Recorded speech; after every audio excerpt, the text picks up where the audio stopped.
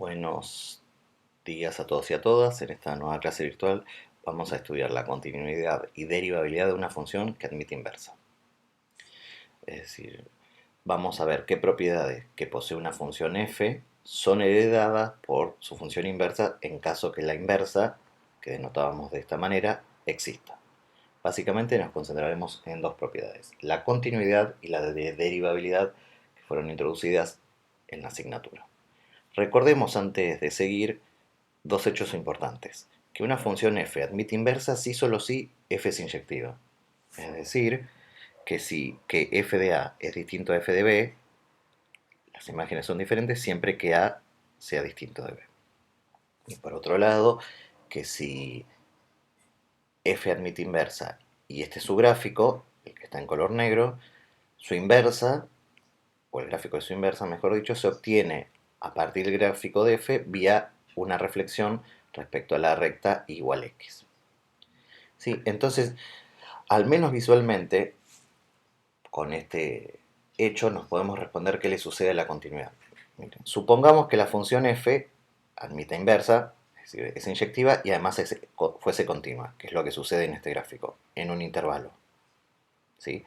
Dicho de otra forma, el gráfico no posee ni saltos ni agujeros. Entonces, si la inversa existe y se obtiene a través de una reflexión del gráfico de f, es bastante obvio que la inversa no va a tener ni saltos ni agujeros. Es decir, tendríamos el siguiente teorema del cual no vamos a probarlo formalmente, sino nos vamos a basar en el hecho geométrico. Si f es una función continua e inyectiva en un intervalo, entonces la función inversa es también una función continua. Si observemos dos cosas. Las hipótesis que solicitamos son, por un lado, inyectividad. ¿Para qué? Para que exista inversa. Y otro es que f sea continua. Y bajo esas dos hipótesis, logramos probar que la inversa es también continua. Es decir, podemos resumir de que si f es continua y existe su inversa, f a la menos 1, su inversa también va a ser una función continua. Entonces ahora nos abocaremos a estudiar qué le pasa a la derivabilidad. Es decir, vamos a considerar la siguiente situación gráfica. Por un lado vamos a considerar el gráfico de una función f, ¿sí? La cual queremos que tenga inversa, por eso le hicimos inyectiva, y además vamos a suponer que es derivable en x sub 0. Notemos que el valor f de x sub 0 lo denotamos por y sub 0 por una cuestión de comodidad. Y ahí, como suponemos que es derivable, tiene su recta tangente. Por otro lado, tenemos el gráfico de la inversa, que es una reflexión de este, donde la inversa también resulta ser continua, y al menos si esta es la recta tangente de f en x sub 0 y sub 0, este va a ser la recta tangente de la función inversa en el par ordenado y sub 0 x sub 0. Es decir, notemos lo siguiente, que la recta tangente de la función inversa, es decir, esta recta, es simplemente la reflexión de la recta tangente de f en el punto correspondiente, es decir, esto. Por otro lado, si la derivada de f en x sub 0 fuese 0, que no es esta situación geométrica, la recta tangente que tendríamos en el gráfico de f sería horizontal, es decir, una recta paralela al eje x. Pero entonces, cuando queremos reflejar esa recta a través de la recta igual x, en este nuevo gráfico nos quedaría una recta vertical, que no tiene pendiente definida. Es decir, acá encontramos alguna condición donde la derivada de la inversa no podría existir. Pero si, por otro lado, la derivada de f en x sub 0 fuese distinto de 0, que es la situación geométrica que tenemos acá, una recta que no es horizontal, la recta reflejada tiene pendiente bien definida. Esto nos hace ver, al menos gráficamente, que existe la derivada de f a la menos 1 en el punto y sub 0. Antes de formalizar este hecho en una proposición o teorema, vamos a notar que si f de x sub 0 es igual a y sub 0, por la relación que existe con la inversa de f en y sub 0 es igual a x sub 0. Es decir, estos valores están vinculados a través de esta igualdad. Entonces, tenemos la siguiente proposición. Si f es una función continua inyectiva en un intervalo y la derivada de f evaluada a la inversa de f de i sub 0 es 0, entonces la función inversa no es derivable en i sub 0. Antes de dar la prueba, notemos que este era lo que nosotros en la situación gráfica llamábamos x sub 0. Entonces nosotros gráficamente vimos que si la derivada de f en x sub 0 era nula, es decir, la pendiente de la recta era horizontal, entonces la inversa no podía tener recta tangente. Dicho de otra forma, no podría ser derivable en i sub 0. Eso es lo que vamos a probar. Entonces, primero comencemos con la relación que vincula a f con f a la menos 1. Sabemos que si la inversa de f existe, la composición de f con f a la menos 1 en cualquier x donde tenga sentido dicha inversa, perdón, dicha composición, me devuelve x. Entonces supongamos por el absurdo que la función inversa fuese derivable en i sub 0. Fíjense que es lo contrario a lo que queremos probar en esta proposición. Entonces, por la regla de la cadena tenemos lo siguiente. Vamos por un lado a derivar el término de la izquierda, que es una composición, y ahí aplicaríamos regla de la cadena, y por otro lado vamos a derivar el término de la derecha. Comencemos por el más fácil, que es derivar el término de la derecha. Al derivar x, nos queda 1. Al derivar esta composición, fíjense que nos queda en el punto i sub 0. Y bueno, tenemos que hacer regla de la cadena. Eso era derivar de afuera para adentro. Nos quedaría la derivada de f, que es la última función que estamos aplicando, evaluada ¿en qué? En la inversa de f en i sub 0, por la derivada de la inversa en i sub 0. Esto es lo que se obtiene por regla de la cadena en el punto i sub 0.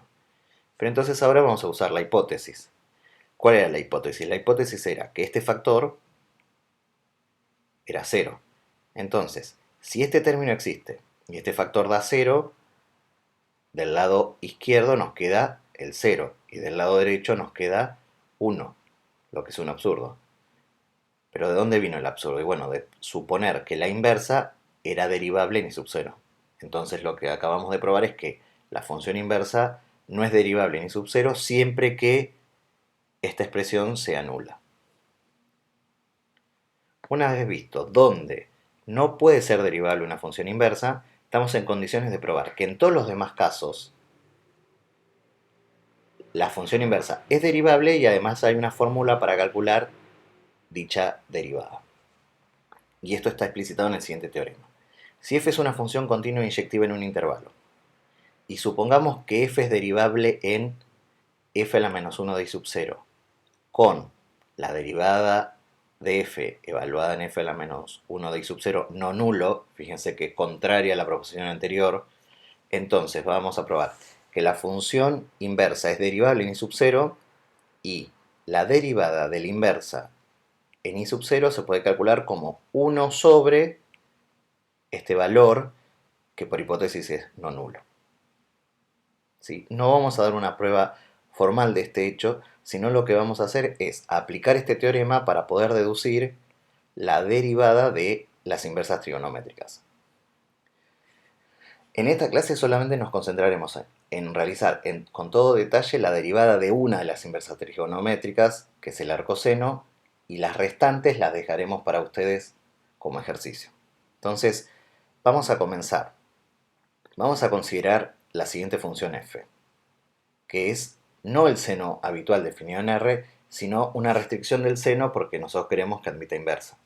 De todas las restricciones que podemos tomar del seno en su dominio, porque recordemos que queremos que sea inyectiva, vamos a considerar la restricción del seno en el intervalo menos pi sobre 2, pi sobre 2 cerrado. Con llegada o con conjunto de llegada el menos 1, 1. Y la f para cada x de este intervalo esté definido como el seno de x. Esta restricción del seno, al ser la función inyectiva, posee inversa y se denomina arcoseno. Y la denotaremos de esta forma. La inversa, que se denota con arcsen o arcoseno, va a ir del intervalo menos 1, 1 cerrado al intervalo menos pi sobre 2, pi sobre 2. ¿Sí? Aquí tenemos en color azul la gráfica del seno en ese intervalo y en color rojo la función inversa arcoseno. Entonces lo que queremos hacer es calcular la derivada de la función inversa, es decir, la derivada del arcoseno. Vamos a verificar para ello que f y su inversa satisfacen las hipótesis del teorema de la derivada de la inversa para todo y 0 que esté en el intervalo abierto menos 1, 1. Bueno, la primera hipótesis era que la función, que en este caso es la restricción del seno, f, es una función continua inyectiva en el intervalo abierto. Eso es bastante trivial porque nosotros sabemos que la función seno es continua en todos los reales, en particular en su restricción en el intervalo menos pi sobre 2, pi sobre 2 abierto, e inyectiva se hereda o es una propiedad que se tiene por la restricción que hicimos a este intervalo. Lo segundo que deberíamos chequear es esta condición algebraica, que la derivada de f, al evaluarla en f a la menos 1 de i sub 0, sea no nula para cualquier i sub 0 de este intervalo. Es decir, lo que vamos a probar es lo siguiente, vamos a reemplazar un poco esta fórmula para el caso particular. ¿Quién es la derivada de f? Y si f es el seno, la derivada es el coseno. ¿Y quién es la inversa? El arcoseno. Entonces queremos probar que el coseno del arcoseno de i sub 0 es no nulo para cualquier i sub 0 que esté en el intervalo abierto menos 1, 1. Bueno, sabemos que para cualquier alfa en R vale la siguiente relación, que el seno cuadrado de alfa más el coseno cuadrado de alfa es 1. Entonces vamos a sustituir ahora alfa por el arcoseno de i. Entonces, ¿qué nos quedó? Que el seno cuadrado del arcoseno de i sub 0 más el coseno cuadrado del arcoseno de i sub 0 es igual a 1, por esta relación que se denomina relación pitagórica. Entonces, notemos, en esta composición tenemos la función f y su inversa, por lo tanto, el primer término de la suma nos queda i sub 0 al cuadrado, más el coseno cuadrado del arcoseno de i sub 0 es 1. Entonces, por un minuto vamos a suponer, por el absurdo, que el coseno del arcoseno de i sub 0 es 0. ¿Sí? Entonces, de esta relación, si este término fuese nulo, nos queda que i0 al cuadrado sería igual a 1. Pero esto sucede si solo si el módulo de i sub 0 es 1. Pero existen solamente dos números que satisfacen que su módulo es 1. 1 y menos 1. Pero fíjense, nosotros no estamos considerando en ningún momento ni el 1 ni el menos 1. Por lo tanto, podemos afirmar que se verifica esta condición, que el coseno del arcoseno de i sub 0 es no nulo. Entonces, como tenemos las dos hipótesis del teorema, podemos afirmar que la función f a la menos 1, que es el arcoseno, es derivable en i sub 0 y su derivada, perdonen, pero aquí falta el símbolo de la derivada, está dada por esta relación. Entonces, si sustituimos la fórmula de recién, nos quedaría que la derivada del arcoseno evaluada en i sub 0 se calcula como 1 sobre el coseno del arcoseno de i sub 0. Bueno, pero este trabalenguas quisiéramos que tenga una expresión un poco más agradable, porque si nosotros para calcular la derivada del arcoseno tenemos que hacer esta cuenta, fíjense que aquí aparece de nuevo el arcoseno de i sub 0 que no tiene una fórmula explícita.